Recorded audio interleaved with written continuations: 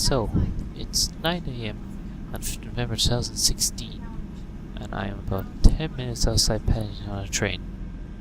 Why am I going to Paddington on this particular day? Well, no particular reason actually, except that I have declared that today is the day that I am going to visit London, and I will do everything worth doing in the space of about 9 hours approximately. Rules of the challenge simple: I have to be back in Paddington to catch my train home before 6 o'clock. At Paddington I gathered my Oyster card and headed to the London Underground station, and probably got lost looking at the map, wondering where the hell I was supposed to go. Circle line trains were a mess today with anti-clock wise trains not running, so we panically jumped on one and headed to Edgware Road. There we changed to end up in Baker Street, as shown. Now, why I went to Baker Street was literally just because it was in Sherlock Holmes, which is strange because I've never read any of the books. But I was gladly met with all the shops of tourist hat, a statue to Mr. Sherlock, and found that this is where the telemark raid was planned, which is something I never knew. And there you go. After spending about 5 minutes walking around the block of Baker Street, I descended back and found this cool thing on the side of the walls on the platforms, which is a nice touch. Pulling out an Oxford Circus, which is famous for some reason, and a Regent Street, which is also famous for some reason. Those famous things, not really anything significant other than all the shops of stuff that I can't afford. But we headed to the north of Regent Street, where there is something I have heard of: the BBC Broadcasting House. Not on your top list of tourist things to see in London, but having seen enough on the TV, I was not going to pass up the opportunity to see it in real life, and find it is actually much smaller than I thought it would be. But still, kind of a cool thing. Not so hard to see. Heading back down Regent Street, I found that the Moor show was on, as the street seems to be closed more often than it's open. While the road cars are interesting and all that, I was more interested in the F1 exhibits, such as a photo of Lewis and Nichols showing emotion, a Red Bull car, some old cars, an old McLaren, and that brought us to the end of the motor show, where we ended up at Piccadilly Circus. Now, this is where America meets Britain, in the sort of sense that it's Times Square point to London. It should even have a subway from the underground. Here, I felt like I was not even supposed to be here. I'm an Irish guy from the country. I felt like I was trespassing or something in this really, really expensive part of London. I felt like they're too fancy to use these barriers. They use bushes as crowd barriers, and there's a casual Rolls Royce running through traffic, as you do. But in the distance, I saw a tall column, and thinking it's Trafalgar Square, walked towards it. I found that column was not Trafalgar Square, but if I turned left at it, I ended up at Trafalgar Square, passing the House of Canada. I also noticed there was a big thumbs up and a floating Jedi Knight outside the National Gallery. At this point of the day, there were not many artistic twats around the place, which means this is actually pretty pleasant, even if you hear those people shouting for no reason. The fun fact about the area is that all the foreign embassies seem to be around here for some reason. So, not really knowing where the hell I was, I walked to the other side of Trafalgar Square, and then found out where I was, at the end of the mall, and also along Whitehall. I was planning to go to the mall later, so I headed towards Westminster, where I should have been half an hour ago had the Circle Line trains not been all messed up. Down Whitehall, I saw some dudes on some horses, which attracted the crowd, and all the ministries of the British government. Also plenty of statues around. Eventually ended up at the House of Parliament, which again was smaller than you'd think it would be. Also knows Westminster Abbey right next to it, which makes sense as we're in Westminster. Big crowd here, despite being Saturday, mostly tourists. You know, there was some admirals from the Navy, which, you know, proving that they're the only government workers who are working on a Saturday. But I did notice there was a Tesco Express right across the way, which I found amusing. Taking a view from the bridge, we then headed down into the underground for the Jubilee line. Now, this station wins the award for the most like 1984 train station award, being all grey, concrete and steel.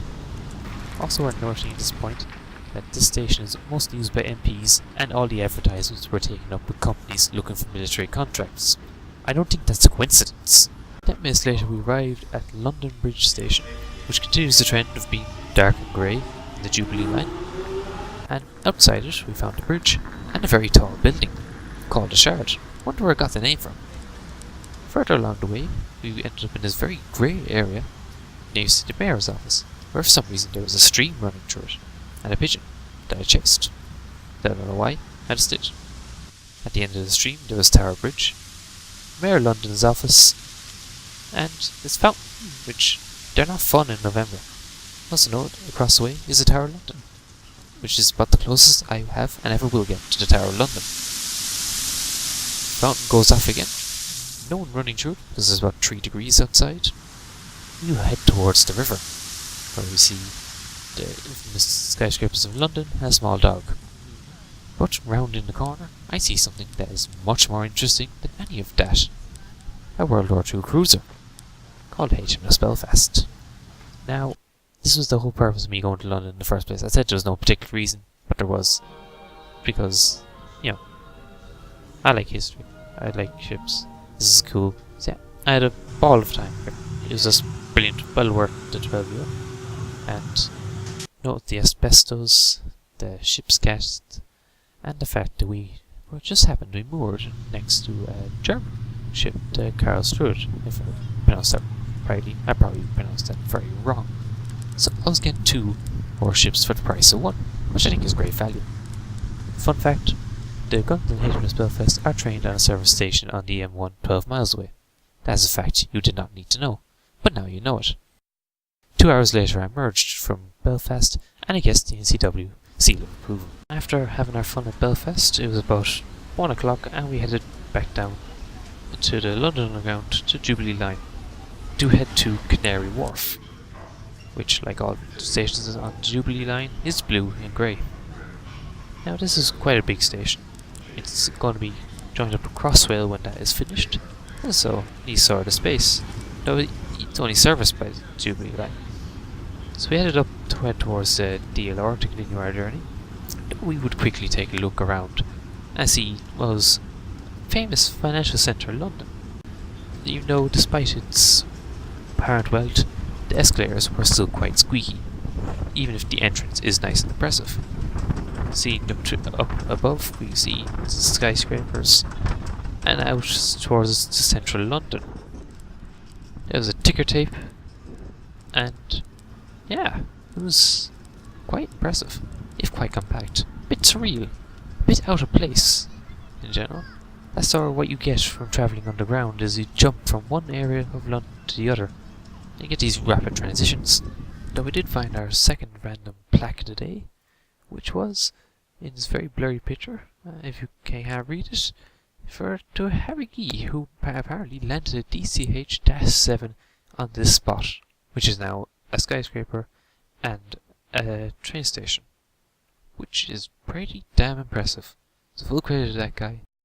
So anyway, we needed to continue our journey from Canary Wharf and head out to London City Airport. Why? Why the hell not? Mainly because of an excuse to go on the DLR, or the Docklands Light Railway, which is a driverless railway around the London Docklands. Just really so they could prove that they are much superior to us, and this is an area of the future, even if half is still a dump. But the elevated railway suits a lot of the more modern buildings. You'd think more deal would be made out of being driverless, but there isn't really. It just works like a normal train. If anything, it's nearly better than a normal train, because it's more likely to hit its spots. And yes, all time I'm talking, that's the distance between 2 stations. They're very close together. A standard on the London Underground is 3 minutes between each stations. That is 30 seconds on the DLR. Now from the DLR, I saw something. I saw this park, with these rows of bushes, in what used to be, I presume, some sort of dock or something, that had been dried up, and they put a park in. So I immediately got out and investigated. At the end of the park, I found the Thames, and the Thames Barrier, which is designed to protect London from any sort of spring tides or floods or anything like that. Essentially marks officially the point where the Mayor of London cares about you. Anything on the other side of the barrier is free to get flooded. Very interesting system. Very similar to barriers used in the Netherlands. And like Trafalgar Square was something that was not originally on my list of things to visit, but just happened that we're going past here. I had actually no idea where the barrier was. I'm actually quite surprised how close it is. Essentially, they're leaving a lot of land to the mercy of the flooding gods. But obviously that keeps them happy. It also explains why there was a park there, as it was the Thames Estuary Park. Now we headed from Pontoon Dock out to the city airport, also noticing that there was a lot of sugar factories around here, coming from the bygone age. Now, at the London City Airport, I got out for a small walk. Just illustration here, there's a community centre, right? As we turn here, we see the railway station that just came out of the DLR, and behind that blue wall is the airport. It is an extremely small and compact airport, which is sort of the niche thing about it. Also niche is that it's closed on Saturdays. Across from the London City Airport, you can see the sugar factory that I was referencing, and all of those houses, literally 100 metres away from an airport, which is that what? The Docklands is a crazy place. So I got back on the train and left, heading towards a station called Bank. Now, while I was doing this, I had a look at my list of things to do, and I realised that at 4:15, I was essentially all done, except for two things that were going to be done on the way home. So I needed something to fill in an hour or two that I could get bonus extra. Now, the DLR had very steeply down underground, turned from elevated railway to an underground railway at Bank, where I switched to Northern Line and head to King's Cross, where I then switched to the Piccadilly Line to head to Covent Garden. A lot of switching for really no reason at all, but I'm the kind of nerd that likes this sort of thing. Fun fact at this point, Covent Garden is one of the few London underground stations without an escalator, so you must use a lift. So I got out at Covent Garden, and this place was much busier than the Docklands, as it was Saturday and people were doing stuff. So there was a silver man begging for change. Some shops also didn't realise what time of year it was and the Christmas decorations out. Again, like Regent Street, another place where there's loads of stuff that I'd have no interest in and can't afford anyway. But it was just fun to have a walk around and see what's going on. See a Charlie Chapman impersonator doing his stuff with some plates. Hear an opera singer from the local music college, and a wooden man trying to sell you cigarettes. All very strange, all very lovely. It's actually quite a nice place. Indeed, this whole area was so nice I kept wandering until I ended up back in Trafalgar Square, which was a bad idea because now my ankles were disintegrating beneath my feet. Basically not my day above my feet. I shouldn't bring that logic into it.